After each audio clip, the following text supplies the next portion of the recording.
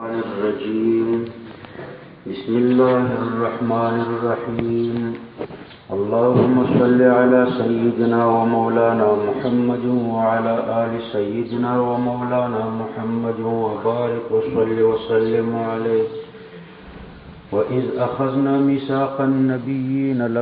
لما أتيتكم من كتاب وحكمة ثم جاءكم رسول مصدق لما معكم لتؤمنن به ولتنصرنه. مخکې الله پاک د پیغمبرانو ذکر وکړو چې پیغمبرانو سره دا نه ده مناسبه چې الله پاک ورته کتاب حکم او نبوت ورکړي او دا بیا خلکو ته وایي چې کونو عبادا لی زما بندگان شئ. نو داسې چاته نه وایي چې زما بندگان شئ، ولکن کونو ربانیین، خلکو ته د ربانیت دعوت چلی. دلته الله پاک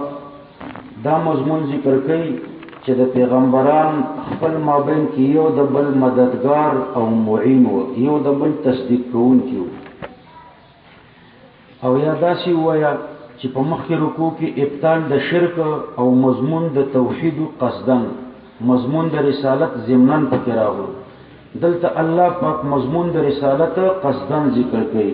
او ضمناً به پکې مضمون د توحید هم راشي. وَإِذْ أَخَذَ اللَّهُ إِذْ مفعول فيه د پاره د فعل مقدر دی چې اذکر دی.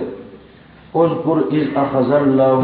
یاد که هغه وخت چې واخیستو الله پاک میثاق النبیین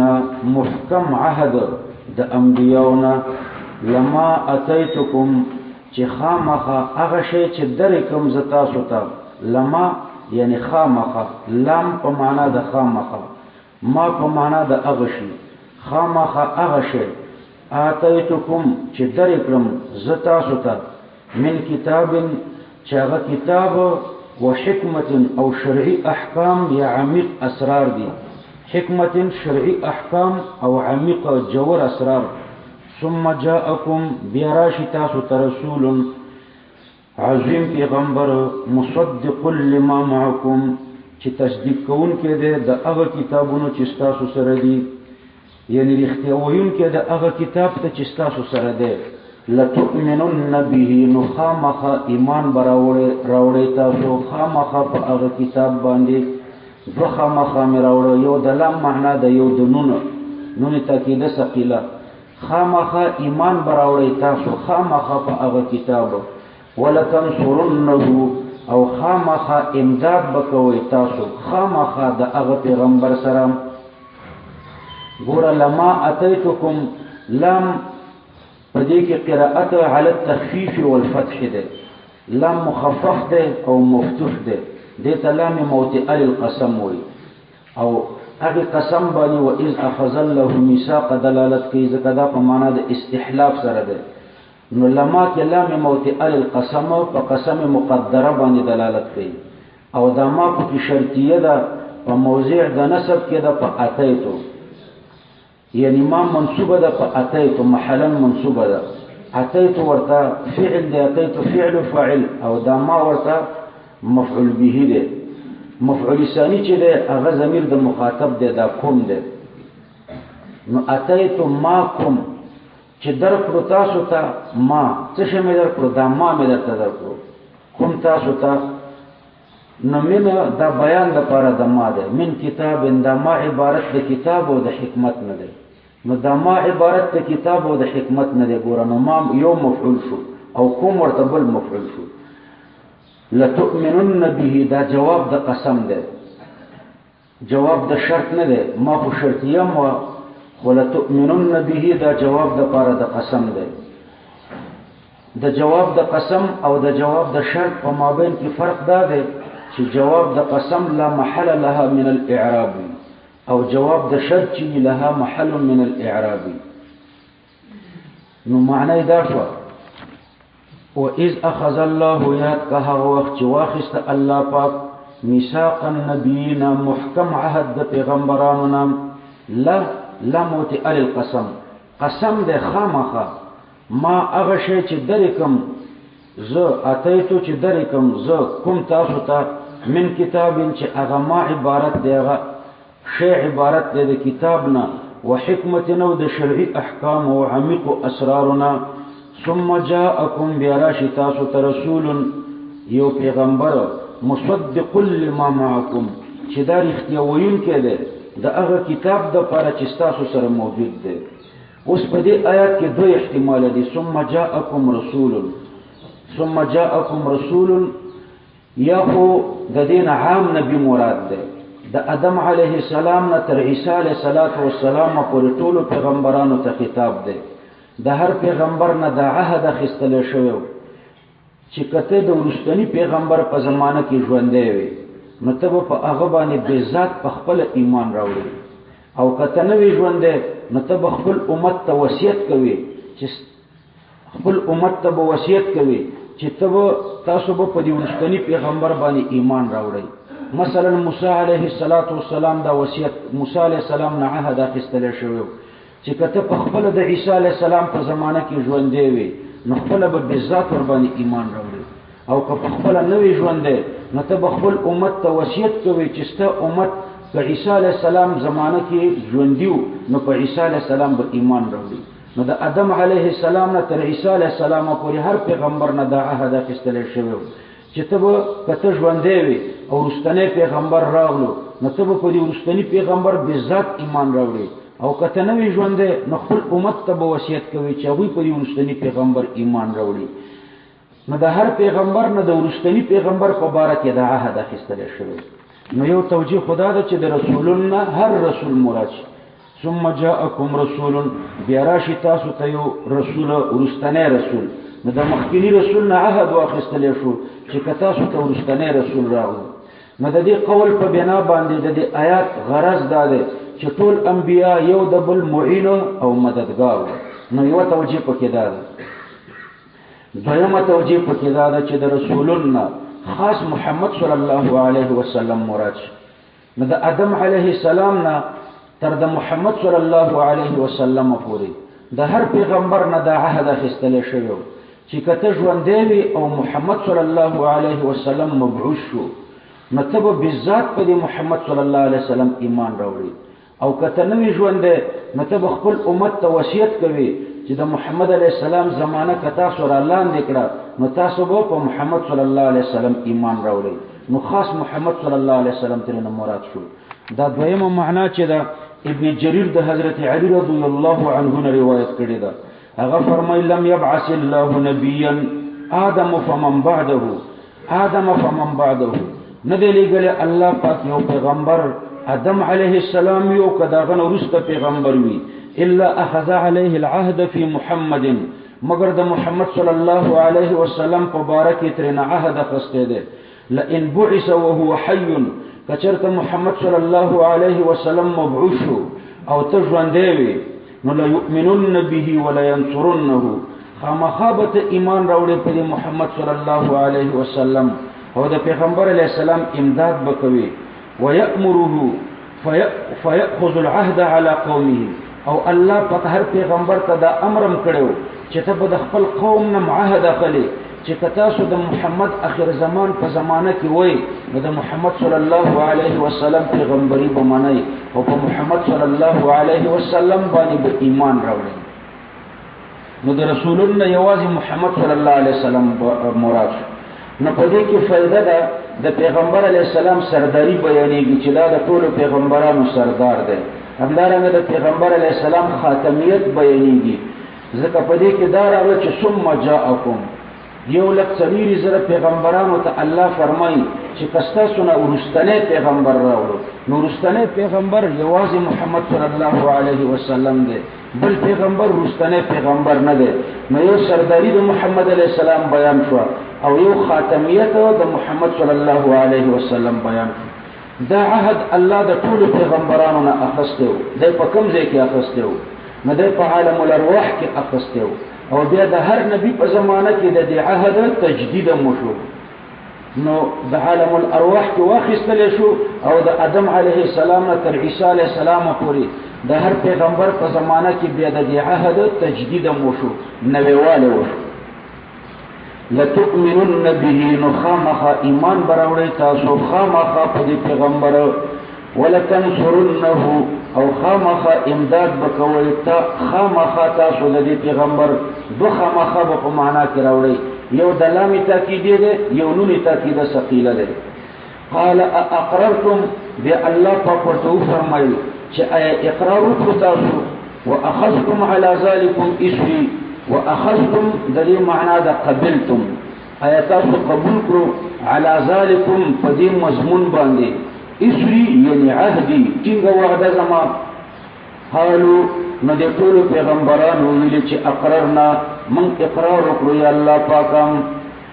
قال الله ورته فرمایل فاشهدوا یعنی فليشهد بعضكم على بعض بذلك الاقرار تاسو یو په بل شاهدان شئ یو پیغمبر په بل پیغمبر شاهدان شئ په دې اقرار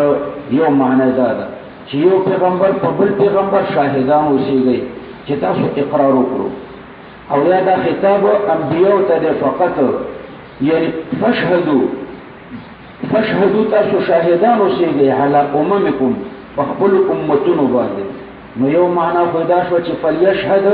بعضکم على بعض بذلك الاقرار په دې اقرار باندې یو قبل شاهدان اوسېږي نو یو پیغمبر دې په بل پیغمبر شاهد شي او دویمه معنا دا ده چې فاشهدوا على اممکم تاسو په خپل امم باندې شاهدان اوسېږي وانا معكم من الشاهدين او زم تاسو سره من الشاهدين د شاهدانو نیم على اقرارکم تاسو په دې اقرار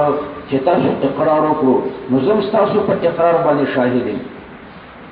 فمن تولى يعني فمن اعرض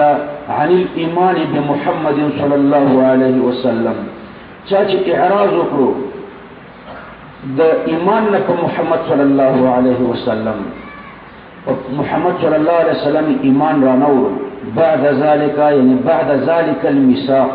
ورست دې ټینګي وعدینا فاولئک هم الفاسقون فاولئک دا اولئک دا اشاره دې من ته ده من دې تولا کې ورته ضمیر د مفرد راځي شو او اولئک کې اسم اشاره د جمع ورته راځي شو نو من په لفظ کې مفرد ده په معنا کې جمع ده نو تولا کې رعایت د لفظ د من شوی ده او په اولئک کې رعایت د معنا د من شوی ده دغه خلق چې هم الفاسقون یعنی الخارجون فی الكفر الى افحش مراتبه فاسق چې کافر ته ویل شي نو هغه سخترین کافر ترې نه مرادي مسلمان تم د فاسق لفظ استعماليږي او کافر تم استعماليږي نو په کافر کې هغه سخترین مرتبه د کفر ترې نه مراد ده نو ځکه ما درته معنا وکړه الخارجون فی الكفر الى افحش مراتبه دوی په کفر کې وتلي دي هغه سخترین مرتبه د کفر ده یعنی سخترین کافران دي افغیر دین الله یبغون افغیر دین الله یبغون دلته افغیر فاد پاره د عطف ده معطوف علیه مقدر ده او همزه ده پاره د انکار ده په هغه معطوف علیه ور داخله ده نو معطوف علیه داسې ده ايتولون بعد ميثاق الايمان والنصره ايتولون ايدوی اعراض کوي مخ اړي مخالفت کوي بعد ميثاق الايمان والنصره ورست د ټینګي وعده د ایمان او د نصرتنا فغیر دین الله يبغون نبي غیر د دین د الله نه بل دین لټي دي خبره هو پوه نو معطوف علیه ورته مقدر کا افغیر دین الله يبغون اي ورست د دې ټینګي وعده د ایمان او د نصرت نه دوی مخ اړي نو پس غیر لدین د الله نه يبغون دوی غواړي بل دین نو د الله د دین نه بغیر بل دین غواړي عبد الله ابن عباس رضی الله عنهما د دې شان نزول ذکر کوي چې اختصم اهل الكتابين الى رسول الله صلى الله عليه وسلم فيما اختلفوا بينهم من دين ابراهيم يهوديان ویل چې ابراهيم عليه السلام يهوديو عیسویان ویل چې ابراهيم عليه السلام عیسویو د دوړو لنجره له پیغمبر علیه السلام ته پیغمبر علیہ السلام ورته فرمایي چې کله الفریقین بریء من دین ابراهیم يهوديان په دین د ابراهیم علیه السلام باندې نه دي او عیسویان په دین د ابراهیم علیه السلام باندې نه دي کله چې پیغمبر علیه السلام دا فیصله وکړه فغضبوا دوی غصه شو او ویل چې مانر باب قضائک ستا فیصله موږ نه منو ولا نأخذ بدینک او ستا دین موږ نه منو. نو الله پاک دا آیتونه نازل کړو افغیر دین الله ایا نو غیر له دین د الله نه یبغون غواړي دوی بل دین وله اسلم حال دا چې خاص الله ته غاړه ایښې د تخصیص معنا مې درته وکړه او د حالیت معنا مې وکړه. وله اسلم دا جمله حال واقع شوې ده او لام د تخصیص د پاره ده. نو حال دا چې خاص الله پاک ته اسلم غاړه ایښې ده منقاد شوې ده تابعدار شوې ده. من فی السماوات والارض هغه مخلوق چې په علویاتو کې دی او چې په کوم مخلوق چې په سفلویاتو کې دی طوعا وکرها طوعا فرضا باندې وکرها او په زور باندې. نو ګوره احکام په دوه قسم دي یو تکوینی دا تسخیری احکام دي لکه مر مسخر دی چې دا به هر سحر راخیږي او ماښام بډوبېږي. اسمان مسخر دی چې ته به په دې ځمکه نه راغورځېږي. ځمکه مسخره ده چې ته به فصلونه راشنه کوي. دا تکوینی او تسخیری احکام دي. په مونږ کې هم داسې دي مونږ مسخر یو تکوینی او تسخیری احکام په مونږ کې دا دي چې زمونږ دا بدن به غټېږي بوډا کېږي به بیا به مړ کېږي ژوندی کېږي به دا زمونږ ژوند او مرګ دا ټول تکوینی او تسخیری احکام دي که نه دا زمونږ په اختیار کې نه دي. نه دغه غیر اختیاري چې دې ته تکوینی او تسخیری احکام وایي دا د کرهن لاندې راغله. د کرهن نه د تکوینی احکام مراد دي. الله پاک ته منقاد دي غاړه ایښې ده کرهن ورته غاړه ایښې ده په تکوینی احکامو کې په تسخیری احکامو کې او طوعا په تشریعي احکامو کې. تشریعي لکه مونځ کوه روژه نیسه زکات ورکوه حج ورکوه دا کوم چې اختیاري احکام دي دي ته تشریعي وایي. نو طوعا الله ته غاړه ایښې ده طوعا په تشریعي احکامو کې او کرهنه په تکوینی او تسخیری احکامو کې. وإلیه یرجعون او خاص الله پاک ته به دوی راجع کېږي یوم القیامت. قل آمنا بالله پیغمبر علیه الصلاة والسلام دی خلقو ته وایي چې زه کوم دین ته دعوت ورکوم هغه د ټولو انبیاو مشترک دین دی. آمنا من ایمان راوړی دی بالله په الله پاک باندې یعنی موږ دا منلی ده چې الله یو دی. وما انزل الینا او موږ ایمان راوړی دی په هغه قرآن باندې چې موږ ته نازل شوی دی. نو دا منلی ده چې دا د الله کتاب دی. وما انزل علی ابراهیم او په هغه کتاب موږ ایمان راوړی دی چې نازل شوی دی ابراهیم علیه السلام ته او اسماعیل علیه السلام ته اسحاق علیه السلام ته یعقوب علیه السلام ته والاسباط او اولادی د دوی ته. وما اوتی موسی او من ایمان راوړی دی په هغې تورات چې ورکړی شوی موسی علیه السلام ته و عیسی او په هغه انجیل باندې چې ورکړی شوی عیسی علیه السلام ته نازل شوی دی په عیسی علیه السلام. والنبیون او په هغې صحیفو باندې چې نازل شوي دي نورو پیغمبرانو ته من ربهم د جانبه د رب د دوی نه. لا نفرق بین احد منهم من فرق نه کوو په مابین د یو د دې پیغمبرانو کې داسې نه کوو چې نؤمن ببعض ونکفر ببعض په بعضو ایمان راوړو په بعضو کفر وکړو داسې فرق پکې نه کوو. نور په درجاتو او په فضایلو باندې قایل یو ورفع بعضهم درجات ونحن له مسلمون او مونږ چې یو خاص الله ته غاړه ایښې ده له خاص الله ته مسلمون یعنی منقادون پښتو کې مونږ غاړه ورته ایښې ده. ومن یبتغي غیر الاسلام دینا هغه څوک چې وغواړي غیر د اسلام نه دینا بل دین د اسلام نه بغیر بل دین د بل دین پیروي وکړي یهودي شي یا عیسوي شي فلن يقبل منه نو هیڅ کله به دا بل دین د ده نه قبول نشي. وهو فی الآخرة من الخاسرین او دا به په آخرت کې د تاوانیانو نه. کیف یهدي الله څنګه به یهدي سما او صاف لار وښیي. کیف څرنګه یهدي څرنګه به الله پاک سما او صاف لار وښیي هغې قوم ته کفروا بعد ایمانهم چې هغوی کفر کړی دی وروسته د ایمان نه. دلته الله پاک حکم د مرتد بیانوي. مرتدین په دوه قسمو یو هغه مرتدینو چې اول مسلمانان وو بیا مرتد شو خو دې توبه ویسته. نو بعضې مرتدین هغه چې توبه یې ویسته خالص مؤمنان شو او بعضې مرتدین هغه چې توبه یې ونه ویسته په دې خپل مرتدوالي کې مړ شو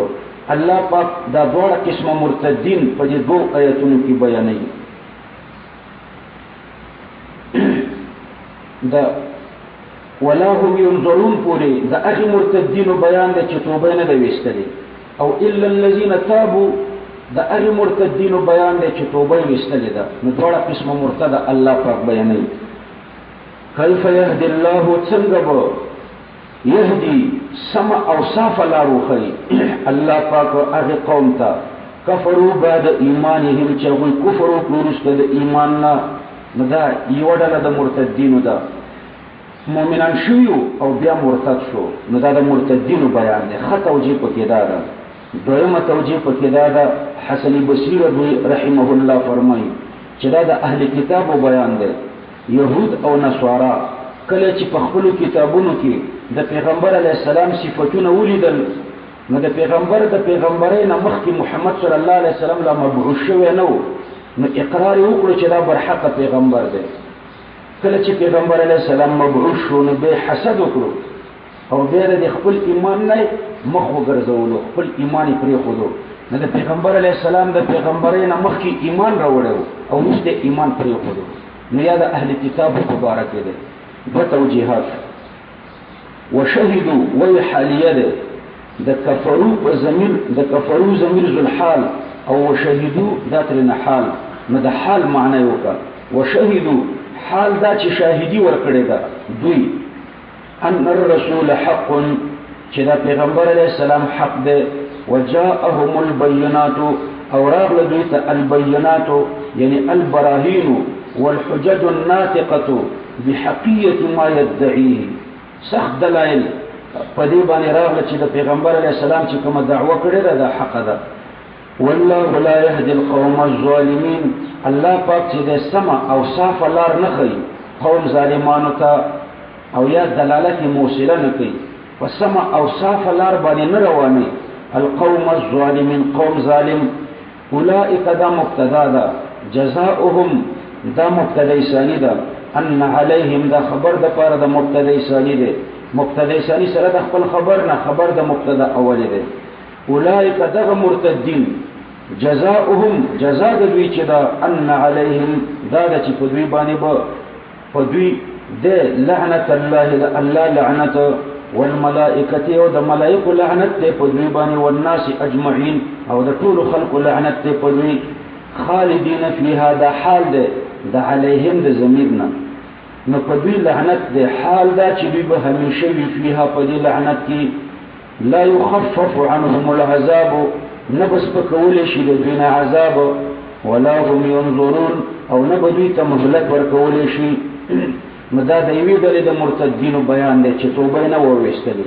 یا د اهل کتابو بیان دی چې د پیغمبر علیه السلام د پیغمبرۍ نه مخکې ایمان راوړی او چې کله پیغمبر علیه السلام مبعوث شو نو بیا ورباندې کفر وکړو الا الذين تابوا دا د دویمې ډلې د مرتدینو بیان دی چې توبه یې ویسته مرتد شو خو واپس یې توبه ویسته مسلمان شو نو الا الذين تابوا من بعد ذلك مگر هغه مرتدین تابو چې هغوی توبه ویسته من بعد ذلك یعنی من بعد ذلك الكفر ورسته د دې کفر نه من بعد ذلك ورسته د دې کفر نه قطع ته وایو واصلحوا یعنی دخلوا في الصلاح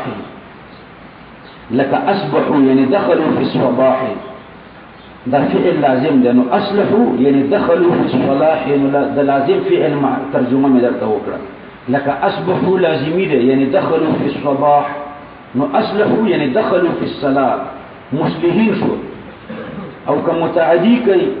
نو بیا به مفعول به ورته مقدر کوي بیا به داسې وایي واصلحوا ما افسدوه دوی اصلاح وکړه په هغه څه کې چې مخکې پکې فساد کړو کوم شی چې فاسد کړو هغه بیرته اصلاح کړو فإن الله غفور رحیم نو بشک الله پاک چې دی ډېر بخښونکی او د رحم والا دی ان الذين كفروا بعد ایمانهم ثم ازدادوا كفرا لن تقبل توبتهم واولئك هم الضالون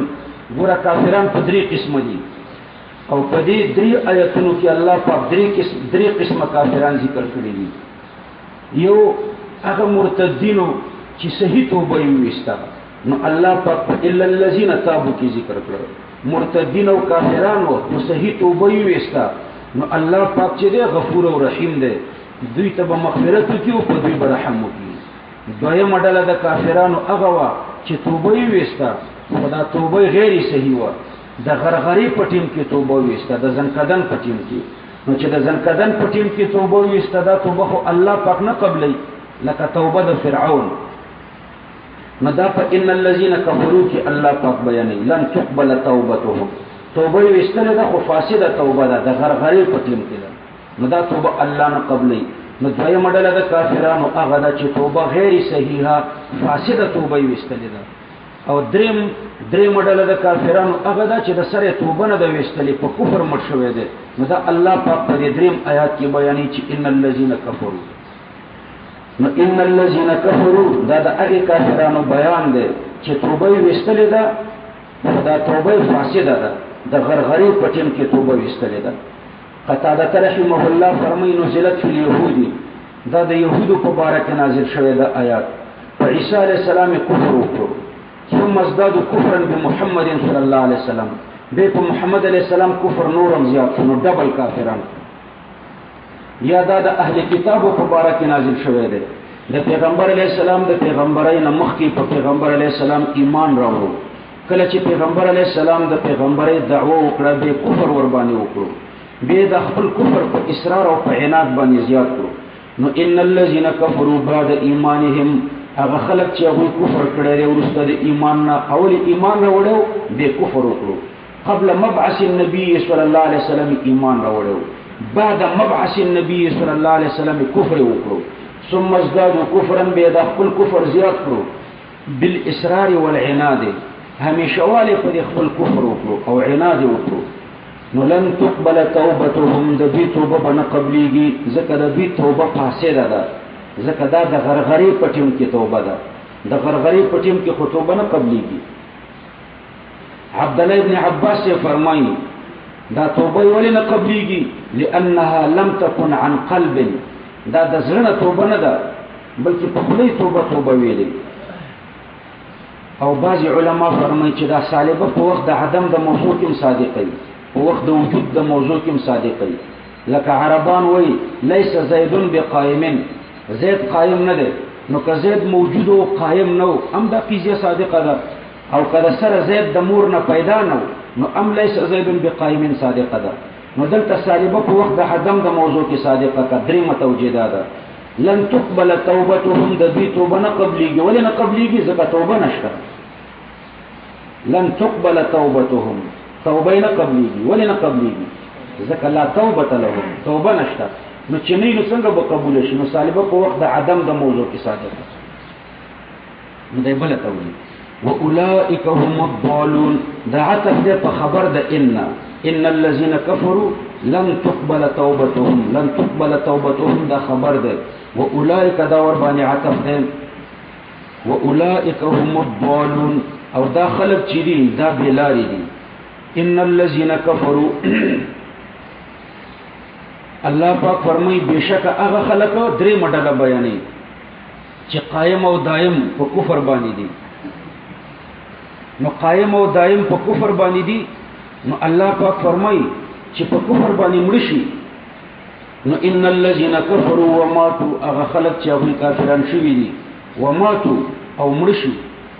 وهم كفار په داسې حالت کې چې دوی کافران دي فلن يقبل من احدهم نو قبول بنشي د یو د دوینم ملء الارض دک ازمکه دکواله د ازمکه ذهبا د سرو زرونم ولو افتدى به اگر چې دا دک ازمکه د سرو زرونه دا د عذاب نه د عذاب په فدیه کې ورکی یعنی فرض کا چې یو کافر دی او په آخرت کې الله پاک دته دومره سره زر ورکړو چې د ازمکه ترنه ډکیږي نو قدم د عذاب په فدیه کې الله تورکی الله ته ورکی چې ما د عذاب نه خلاص کا او دا ډکه زمکه سره زر والا نو الله پاک به قبول نکي او د عذاب نه به خلاص نکي ولو افتدى به اگر چې د په دې باندې فدیه ورکی دلته یو علمي اعتراض او جواب درته کوم دا لوی وسلیه ده مختصر دا ده چې لوی وسلیه دا چې په کوم شرط باندې ور داخل شي لوی افتدى به نو لوی افتدى دا شرط او جزای د کوفیانو په مذهب فلن يقبل من احدهم ملء الارض ذهبا دا مخکنی ورته جزا ده او د بشریانو په مذهب جزا نه مقدمه کیږي همداسې جزا ورته ورسته مقدره کا نو همدا مخکنی الفاظ ورته ورسته مقدر کدا شي ویا لو افتدى به کدوی دک از مکه په فدیه کې ورکی نو لن يقبل من احدهم دا به یو د بینم قبول نشي خو شور باندې شرط لو افتدى به دی جزای کوم ودا لن يقبل من احدهم هیڅ کله به قبول نشي د یو د بینم چې دا مزدکړه اوس داس دکا چې لوی وسلیه په دې دلالت کوي چې دغه جزا د دې شرط نقیص ته په طریقې ولا ثابته ده دا لا يقبل من احدهم دا خو دې شرط ثابته ده افتدا به ته ثابته ده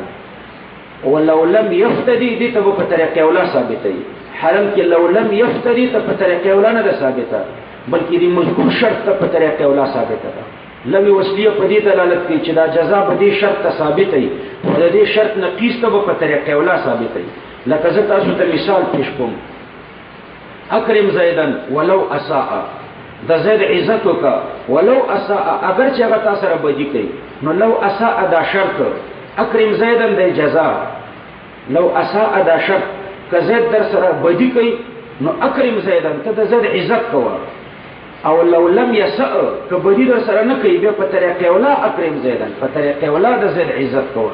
نو اکرم زیدن لو اساء ثابت ده او د لو اساء نقیص ته په طریقې ولا ثابت ده نو دلته دا څه ده لم يفتدى به نو لا يقبل من احدهم کچرته په فدیه کې ډک از مکه د سرو زرو نور کی نو لا يقبل من احدهم قبول وترین نشي او د دې شرط نقیص په فدیه کې ورنکی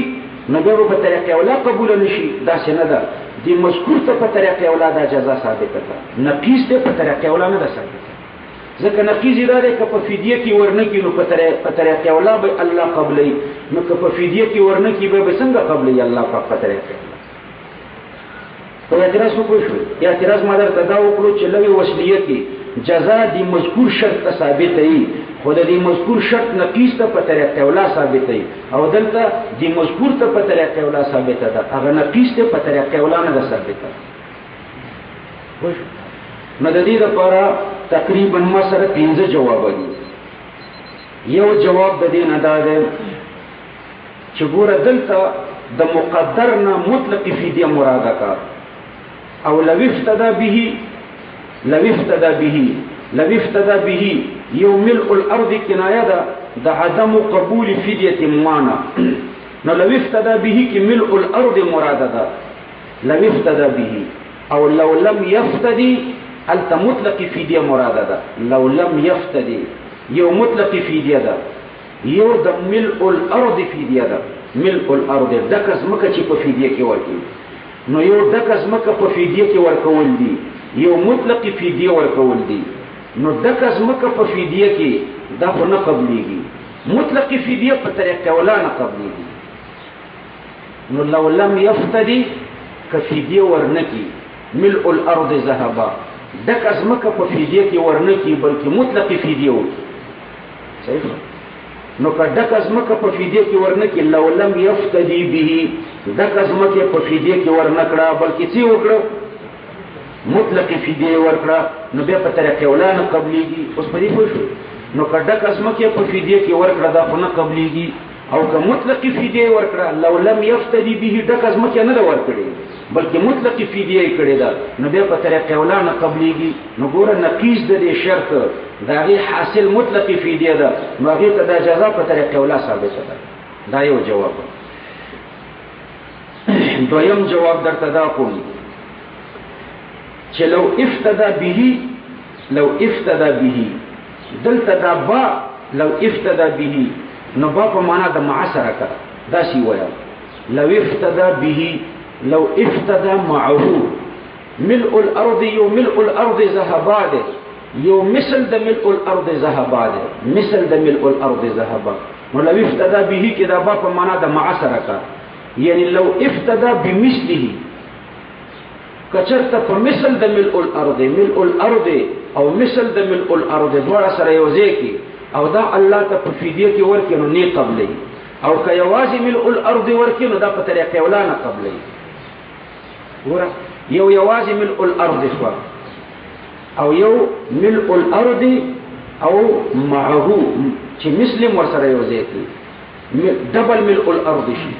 نو لو ابتدا به نو با په معنا د معسره کا کچرته په فدیه کې ورکی معه سره د ملء الارض نه څه شي نور ملء الارض نو کده ملء الارض سره نور ملء الارض یو ځای کی او دا په فدیه کې ورکی نو الله پاک به قبول نکي او د دې نقیز ده چې کچرته ملء الارض او مثل د ملء الارض په فدیه کې ورنکي بلکې یوازې ملء الارض په فدیه کې ورکی نو هغه په طریقې ولا الله نه قبلې وای به کنه دا دوه جواب او دریم جواب ده چې دلته معطوف علیه مقدر کا متصدقا وداشي ویا فلن يقبل من احدهم ملء الارض ذهبا متصدقا چې په صدقه کې ورکی نو ګوره ولو افتدى به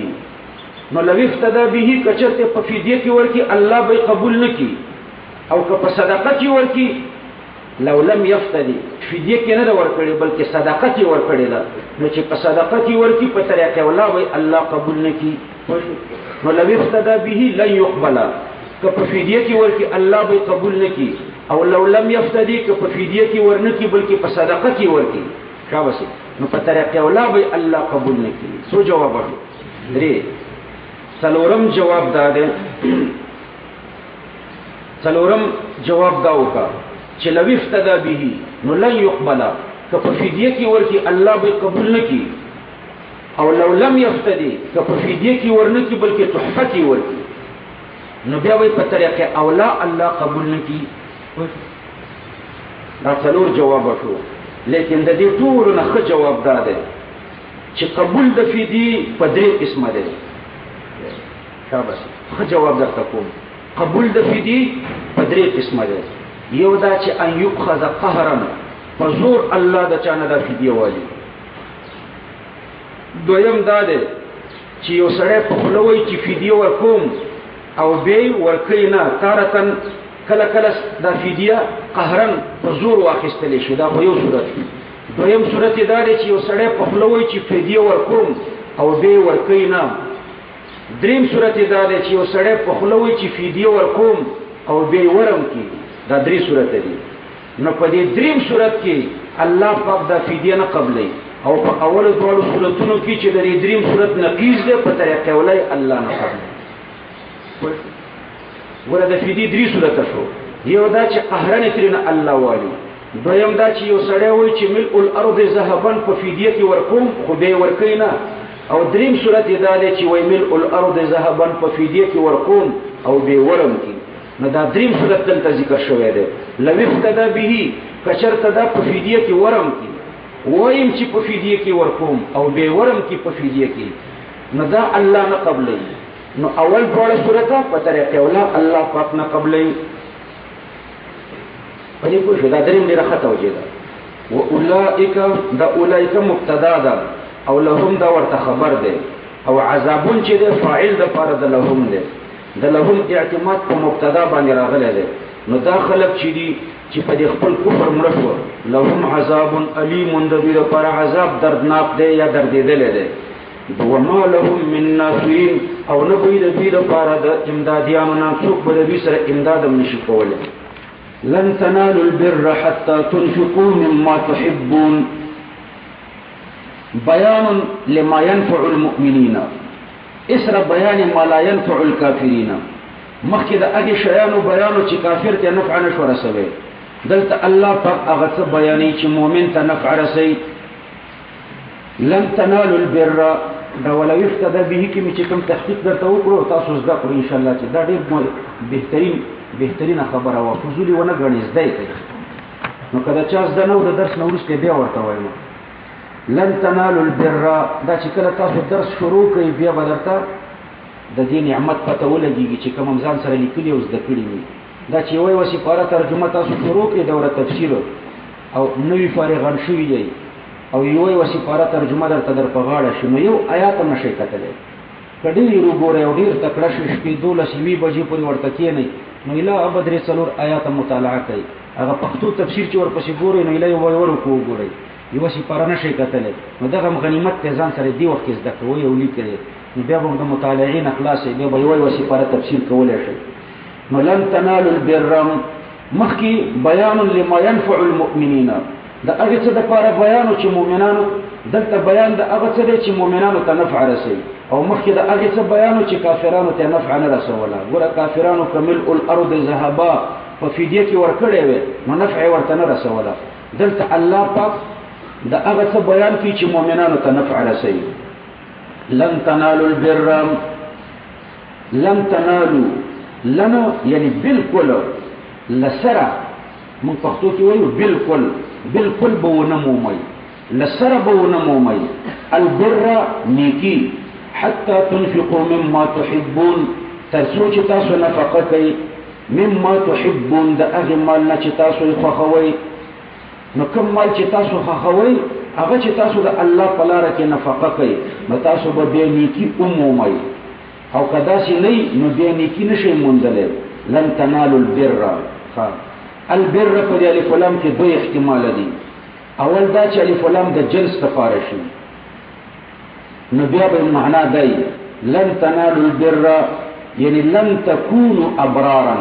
هیڅ کله به تاسو نیکان نشئ جنسی نیکان بنشئ بالکل به د نیک سړي اطلاق په تاسو نه کیږي لن تنالوا البر حسن بصری سے به داسې معنا کوي الف لام ته جنسی وایي نو معنا داسې کوي چې لن تكونوا ابرارا حتى تنفقوا مما تحبون هیڅ کله به تاسو نیکان نشئ تر دې چې تاسو نفقه کوئ هغه مال چې تاسو یې خوښوئ او دویم احتمال پکې دا دی چې الف لام د عهد دپاره شي او د بر نه جنت مراد شي لن تنالوا البر یعنی لن تصيبوا بر الله وهو الجنه دا د عبدالله بن مسعود صاحب ترجمه ده مخکې د حسن بصري صاحب وه یو د حسن بصري صاحب معنا شو بل د عبدالله بن مسعود صاحب شو د حسن بصري صاحب په معنا کې الف لام جنسي ده نو لن تنالوا البر یعنی لن تكونوا ابرارا حتى تنفقوا مما تحبون هیڅ کله به جنس نیک نشي تر څو چې محبوب شي نفقه نه کوي او د عبدالله بن مسعود صاحب په معنا کې الف لام عهدي ده د البر نه جنت مراد ده یعنی لن تصيبوا بر الله هیڅ کله به تاسو ونه رسیږئ بر د الله ته چې هغه جنت ده بر الله وهو الجنه حتى تنفقوا مما تحبون یعنی هیڅ کله به جنت ته داخل نشئ تر څو چې تاسو نفقه کوئ د هغې مال نه چې تاسو یې خوښوئ نو کوم مال چې تاسو خوښوئ تر څو چې دا د الله په لاره کې نفقه نه کوي آیات مطلق ده لیکن قید د امکان پکې معتبر ده حتى تنفقوا مما تحبون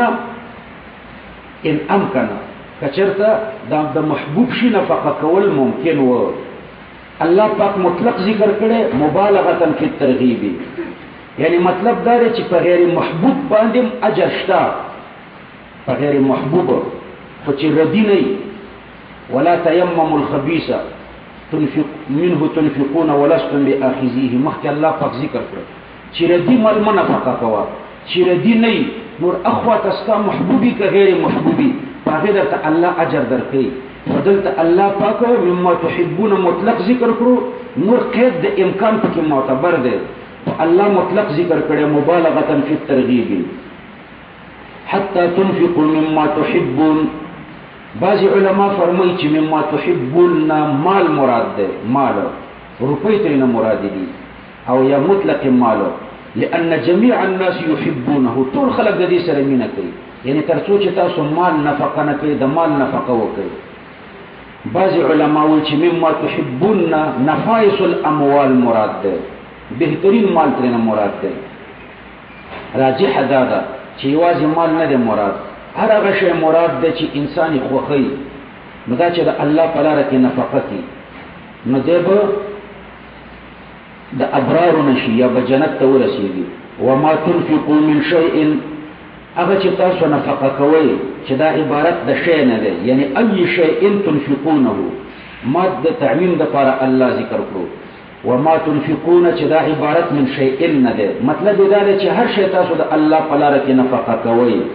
فإن الله به علیم نو الله پاک پاکه باندې عالم دی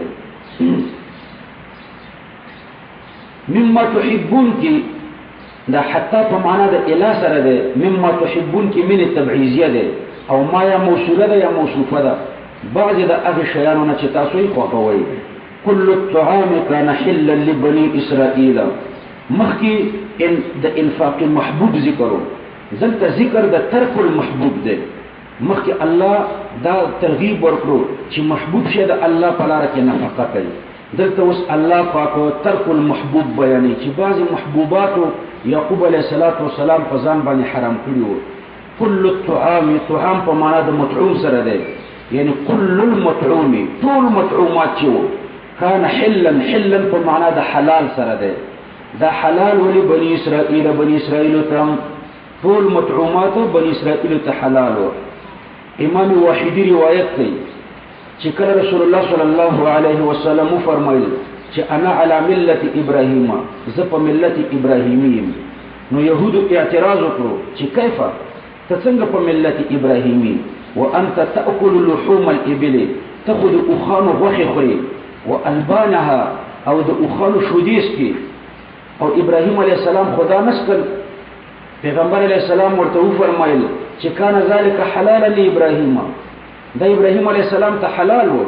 ابراهیم علیه السلام د اخان غوخه خوړه او د اخان شودی او کویس کلی نو زم داسې کوم نو يهود ورته ویل چې نه داسې نه ده كل شيء اصبحنا اليوم نحرمه فانه كان محرما على نوح وابراهيم حتى انتهى الينا کوم شي ته چې حرام وایو نو دا د نوح علیه السلام او د ابراهیم علیه السلام نه شروع تر نن پورې ټول پیغمبرانو په دینونو کې دا حرام و نو د اوغه د ابراهیم علیه السلام او د نوح علیه السلام په دین کې حرام و نو الله پاک دا آیات کریمه د دوی د تکذیب لپاره نازل کړو چې کل الطعام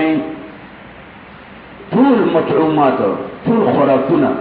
کان حلا یعنی کان حلالا دا حلال بنی اسرائیل ته نو د اوغه بنی اسرائیل ته حلال و او شودیم بنی اسرائیل ته حلال وي الا ما حرم اسرائیل على نفسه مگر هغه چې حرام کړیو اسرائیل یعقوب علیہ السلام على نفسه په خپل ځان باندې لنظر به یعقوب ان شف الله مرضه یعقوب علیہ السلام عرق النساء بیماری و به په ځان نظر ولګولو ک الله پاک زما د عرق النساء بیماری خطر نو ماته محبوب شي چې د اوغه ده دا به په ځان حرام کړم نو د اوغه یعقوب علیه السلام په ځان حرام کړه یعقوب علیه السلام د ابراهیم علیه السلام نه رسته ده دا غي نه رسته بیا په خپل ځان حرام کړه او بعض علما وایي چې په خپل ځان یوازې نه حرام کړي د الله نه سوال وکړو چې الله پاک دا زما په اولادم حرام کړه نو بیا د یعقوب علیه السلام نه رسته د اوغه په اولاده د یعقوب علیه السلام حرام شو ابراهیم علیه السلام نه حرام من قبل ان تنزل التوراة مخکې دینه چې تورات نازل شي یعقوب علیه السلام په ځان حرام کړی و د اوغه قل فاتوا بالتوراة نو تورته وایي چې تاسو راوړئ راتللو کې بالتوراة په صحیح نسخه د تورات باندې فتلوها اغول ولي ان كنتم صادقين کتا سرشتینی نو په تورات کې به تاسو ته تورات کې صحیح نسخه د تورات کې دا لیکلي دي چې د اوغه یعقوب علیه السلام د نظر د وجنه په ځان حرام کړه دا د محبوب او د عرق النساء بیماری و نو په ځان دا حرام کړه فمن افترى على الله الكذب څوک چې جوړي په الله باندې دروغ تړي د الله پر دروغ من بعد ذلك یعنی من بعد ذلك ورسته د دې ظهور د حجتنا چې دا حجت ظاهر من بعد ذلك یعنی من بعد ظهور الحجه ورسته د دینه چې د حجت ظاهر شو فاولئک هم الظالمون متخلق چې د دې صفات سره داخل هم الظالمون ام دوی ظالمان دي قل صدق الله الله رشتیا ویلي دي پڅکی فی ان محمدا علی دین ابراهیم الله رشتیا ویلي دي په دې خبره کې چې محمد صلی الله علیه وسلم په دین د ابراهیم علیه السلام دی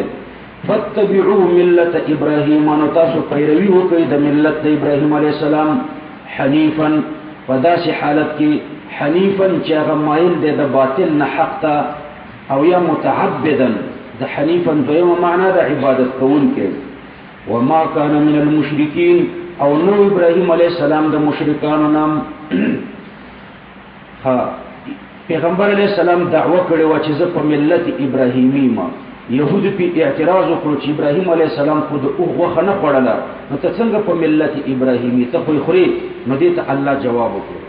دویم اعتراض دوی دا کړو چې ته څنګه په ملت د ابراهیم علیه السلام ستا قبله کعبه ده او د پیغمبرانو قبله بیت المقدس نو ستا قبله د پیغمبرانو د قبله نه بدله ده دویم اعتراض پیدا وکړو نو الله پاک د دې دویم اعتراض جواب ورته ورکړي چې د بیت المقدس نه کعبه بهتره ده د کعبه داسې مثال ده لکه ارګ لکه شاهي قصر او د بیت المقدس داسې مثال ده لکه وزارت عظما یو وزارت عظما پارلمان یو وزارت عظما او یو شاهي قصري نو شاهي قصر کعبه ده لدی وجنه د شاهي قصر نه خلق په مینه او محبت تاویږي او دا بیت المقدس داسې ده لکه وزارت عظما نو وزارت عظما د شاهي قصر نه په مرتبه کې ټیټي لدی وجنه بیت المقدس د کعبه شریفه نه په مرتبه کې ټیټ ده نو کعبه د نوح علیه السلام او د ابراهیم علیه السلام قبله و ان اول بیت دلته فضیلت د بیت الله ذکر کړي ابن المنذر د ابن جریج نه روایت کړي بلغنا ان اليهود ومنتدا خبر رسیدل دي چې يهود پیغمبر علیه السلام ته ویلي چې بیت المقدس اعظم من الكعبه بیت المقدس د کعبه نه بهتر ده لانه مهاجر الانبیاء ذکر د ټول پیغمبرانو د هجرت زمکه ده ولانه في الارض المقدسه دا په مقدسه زمکه کې ده نو الله پاک دلته ورته جواب ورکړي چې کعبه شریفه د بیت المقدس نه بهتره ده او د بهتروالی لپاره تقریبا شپږ وجې ذکر کړي فضایل ذکر کړي اول فضیلت د بیت الله شریف د بهتروالی لپاره ان اول بیت وضع للناس للذي ببکة مبارکا ان اول بیت دا اول کوټه ده وضع چې جوړ کړی شوی د للناس د خلقو لپاره ان اول بیت وضع للناس بشک اول کوټه چې جوړ کړی شو د خلقو لپاره للذي خامخا دا هغه کوټه ده هغه کمره ده ببکة چې په بکه کې ده تر دې پورې اول فضیلت شو للذي خبر د پاره د ان ده نو ګوره اول بیتن اولیت په دوه قسمه ده یو اولیت په اعتبار د زمانی سره ده او بل اولیت په اعتبار د شرافت سره ده نو اولیت په اعتبار د زمانی سره په بیت الله کې ده او اولیت په اعتبار د رتبه سره په بیت الله کې ده اولیت زمانی او اولیت رتبه دواړه په بیت الله کې دي کله چې آدم علیه السلام د اسمان نه راکوز شو نو دا د کعبه کوټه چې دا د عرش په استقامت ده او د بیت المعمور په استقامت ده نو آدم علیه السلام ته الله په فرمایي چې د بیت المعمور په شان باندې یو کوټه پس مکه کې جوړه کا بیت المعمور نه ملائکه طواف کوي او د دې له انسانان طواف کوي نو آدم علیه السلام د بیت المعمور په استقامت پس مکه کې دغه کوټه جوړه کړه د کعبه شریفه د آدم علیه السلام جوړه کړه سلويخ کله بعد بیا آدم علیه السلام بیت المقدس جوړ کړو نو بیت المقدس سلويخ کله بعد جوړ کړی دی د بیت الله او د بیت المقدس په مابین کې سلويخ کله فاصله ده نو اولیت زمانیم پکې ده دارنګه اولیت رتبین پکې ده بیت الله داسې ده لکه شاهي قصر زکه خود دین خلق طواف کوي او بیت المقدس داسې ده لکه وزارت عظما د دین لا تر اوسه چا طواف نه کړي د دین څوک طواف نه کوي نو اولیت رتبین پکې ده اولیت زمانیم پکې ده دا یو فضیلت شو د پاره د بیت الله دویم فضیلت مبارکن کی ذکر کیږي خدای اول فضیلت د الفاظ لکه تشریح او ببکتا بکتا لغت فی مکه دا په مکه کې یو لغت ده مکه او بکتا با او میم یو د بل په ځای باندې راځي لکه نمیت نبیت لازم او لازب راتم او راتم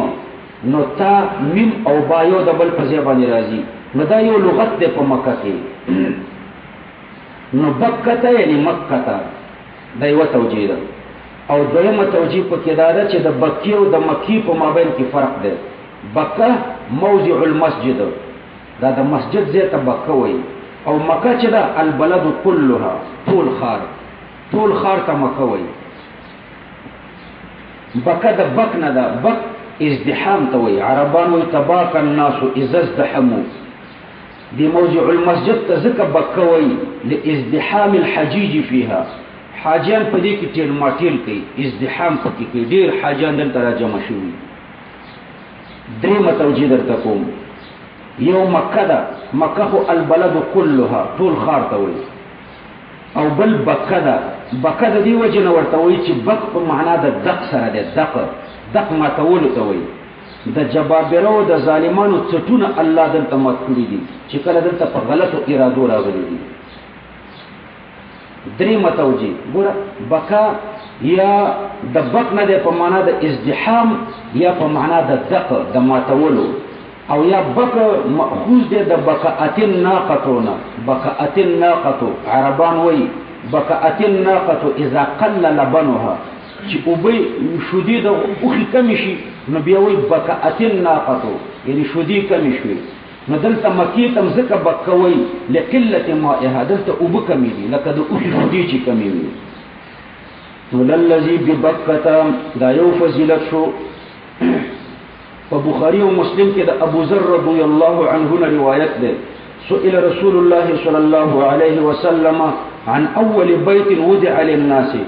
اوله کوټه چې د خلکو لپاره جوړه شوې ده هغه کومه ده؟ فقال المسجد الحرام. پیغمبر علیه السلام فرمایل چې مسجد حرام ده. ثم بیت المقدس، به بیت المقدس ده.